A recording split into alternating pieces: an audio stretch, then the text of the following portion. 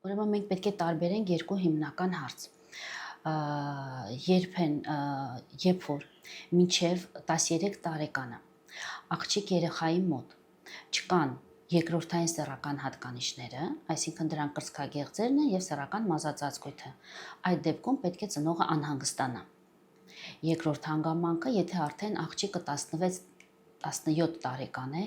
եւ կան երկրորդային սեռական հատկանիշները, բայց դեռ չկա դաշտան, նորից անհանգստանում ենք։ Կամ կարելի է սա ամբողջական ու այլ կերպ ձևակերպել, երբ որ սկսում են ձևավորվել երկրորդային սեռական հատկանիշները, անցել է 2-ից 2.5 տարի, դեռ չկա դաշտան, նորից անհանգստանում ենք, դիմում ենք պարտադիր մանկական գինեկոլոգի։ Քանի որ կան շատ խնդիրներ վերարտադրողական համակարգի, որոնք պետք է ժամանակին ախտորոշել եւ օգնել երեխային ունենալ լիարժեք ադապտացիա թե առողջական իմաստով, թե սոցիալական։ Այս առաջի հարցը։ Երկրորդ հարցը, երբ որ սկսվում է արդեն առաջին դաշտանը, դա մենք մենարխե ենք անվանում, առաջին դաշտանը գրականությունը ձգված շատ հաճախ հանդիպում ենք ձգված ձևակերպման, որ 1.5-ից 2 տարում կկարգավորվի, կարող է կարգավորվել, սակայն կան նաև ավելի հստակ ձևակերպումներ, որ երբ որ 6 ամսվա ընթացքում չի կարգավորվում դաշտանային ցիկլը,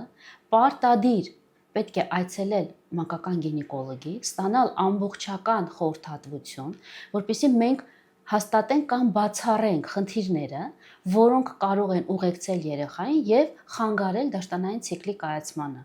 Այսինքն կան երկու խումբ խնդիրներ, մի խումբը, որ այնպիսին են առանց որոնց միջամտելու, այսպես թե այնպես չի կարգավորվելու դաշտանային ցիկլը, երկրորդը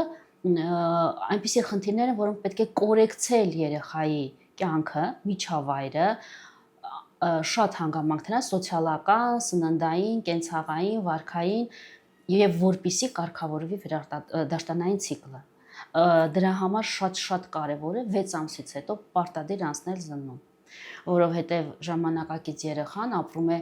այնպիսի միջավայրում, դա կլինի էկոլոգիական, սնունդը, կենցաղը, սոցիալական, ստրեսը, ինֆորմացիան, շատ բազմակողմ խնդիրներ են, որոնք ուղեկցում են մեր երեխաներին, ու այս երեխաները ակամայից հայտնում են վիճակում, որ այսպես թե այնպես, եթե մենք դա չկորեկցենք, իրենց դաշտանային ցիկլը չի կարգավորվելու։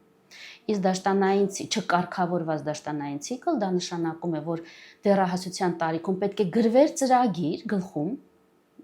ավելի պարզեցված ծնողի, որ այդ ամեն անգամ երեխան հղում կատարելով այդ ծրագրին ցանկացած իրավիճակում կյանքի ունենար կայուն վերարտադրողական ֆունկցիա եւ լիարժեք դաշտանային ցիկլ եւ